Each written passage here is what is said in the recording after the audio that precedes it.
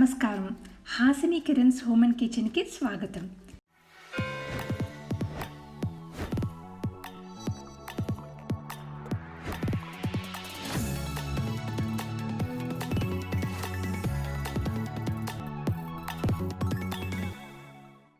ఈ వీడియో ఒక special video, ఎందుకంటే ఇది మా ఛానల్ తరపున మేము ప్రజెంట్ చేసే first baking recipe.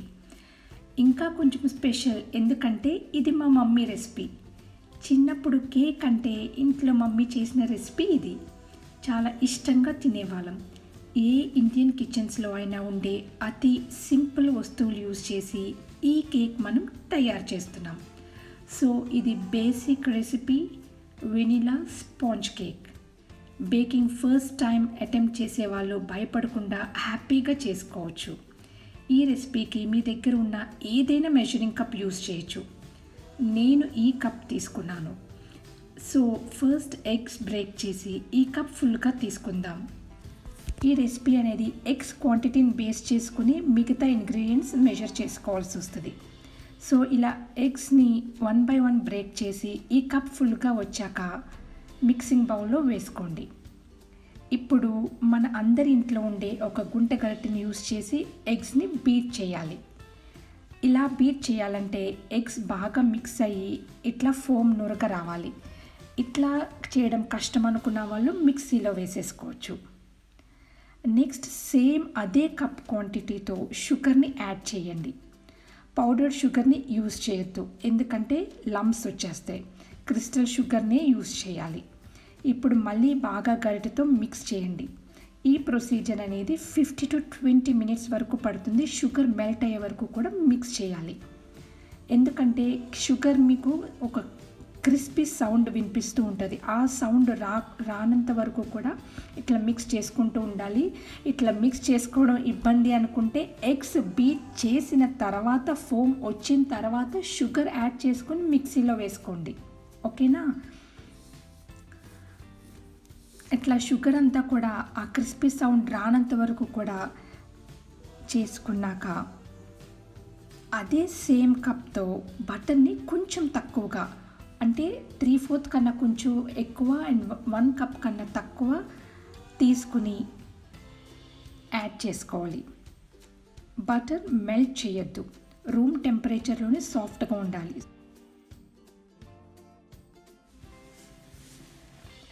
So in case refrigerate చేసుకుంటే ముందు రోజే బటర్ అనేది బయట పెట్టుకోండి. సో బటర్ అంతా కూడా మెల్ట్ అయ్యే వరకు కూడా మిక్స్ చేసుకోండి. యాజ్ చెప్పినట్టు ఇన్ కేస్ మిక్సీలో వేసుకోవాలన్నా ఎలక్ట్రిక్ బీటర్తో చేయాలన్నా ఇట్లా స్టెప్ బై స్టెప్ ప్రాసెస్సే చేయండి. అన్నీ ఒకటేసారి వేసి మాత్రం చేయకూడదు. బట్ యాజ్ ముందుగా మీకు చెప్పినట్టు ఇంట్లో దొరికే బేసిక్ ఎక్విప్మెంట్తో మేము చేస్తున్నాం కాబట్టి ఈ ప్రాసెస్ అనేది మీకు చూపిస్తున్నాం. ఆ తర్వాత కేక్ ఫ్లవర్ కానీ మైదా కానీ సేమ్ కప్తో ఫుల్గా తీసుకుని లంప్స్ రాకుండా అదే గరిటెతో మిక్స్ చేసుకోవాలి. ముందు సీవ్ చేసుకుంటే ఎయిర్ అనేది లేకుండా మంచిగా కలుస్తుంది. సో ఇట్లా బ్యాటర్ అంతా కూడా గుంట గరిటెతోనే మనం అంతా మిక్స్ చేసుకుంటాం.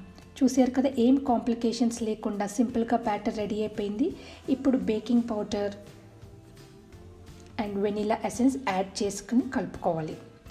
బాగా కొంచెం ఫ్లఫీగా రావాలి అనుకుంటే కొంచెం బేకింగ్ సోడా వేసుకోండి. కానీ మనం ఎగ్స్ని బాగా బీట్ చేసాం కాబట్టి ఆటోమేటిక్గా ఫ్లఫీనెస్ అనేది వచ్చేస్తుంది.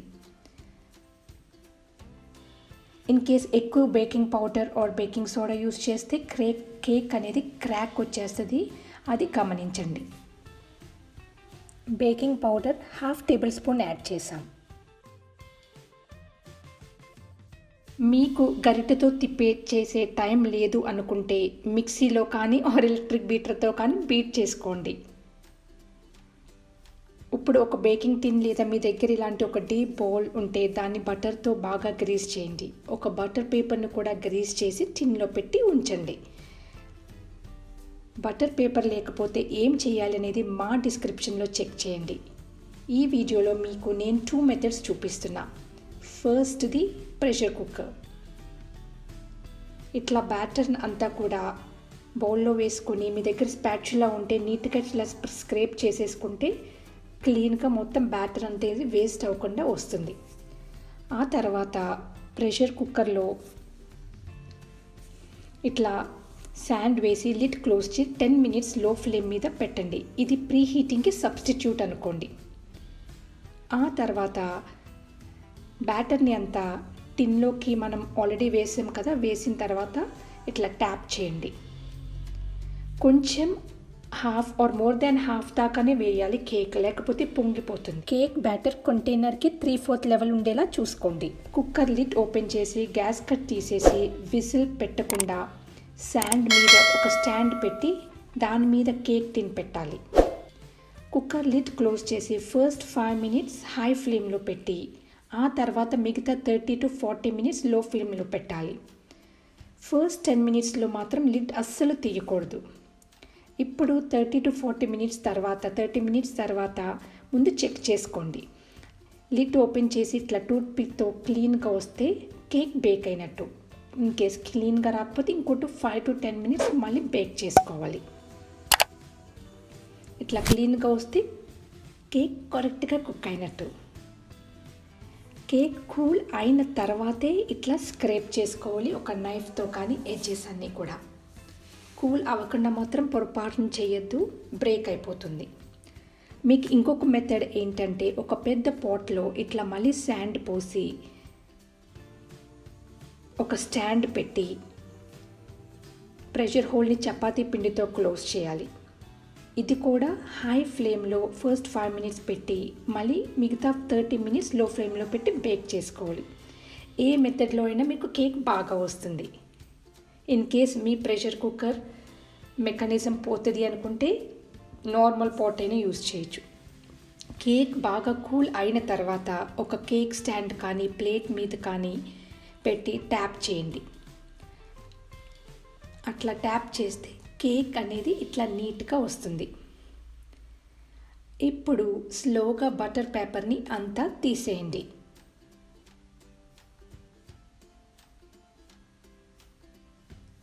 కింద డిస్క్రిప్షన్ లింక్లో హోమ్ మేడ్ బటర్ పేపర్ ఎట్లా చేసుకోవాలో అనేది చెక్ చేయండి.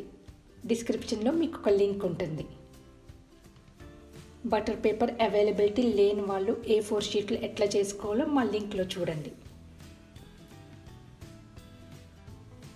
చాలా ఫ్లఫీగా మన వెనిలా స్పాంజ్ కేక్ రెడీ అయిపోయింది.